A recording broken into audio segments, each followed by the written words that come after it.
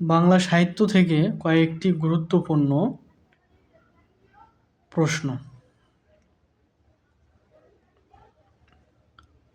একটু সময় দিয়ে দেখবেন, আশা করি সবাই উপকৃত হবেন।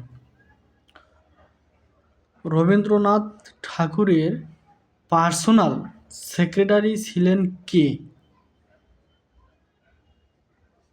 উত্তর, অমিয় চক্রবর্তী। 2 নম্বর, বাংলাদেশ কবিতাটি কার লেখা? উত্তর, অমিয় চক্রবর্তী। কারুবাসনা উপন্যাসের লেখক কে? কারুবাসনা উপন্যাসের লেখক কে? উত্তর, জীবনানন্দ দাশ।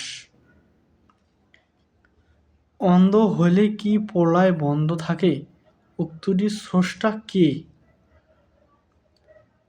অন্ধ হলে কি প্রলয় বন্ধ থাকে? উক্তিটির স্রষ্টা কে?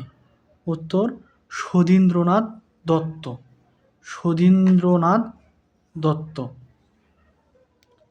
এরকম গুরুত্বপূর্ণ ভিডিও পেতে চ্যানেলটি সাবস্ক্রাইব করে রাখবেন। সবাই ভালো থাকবেন। আসসালামু আলাইকুম।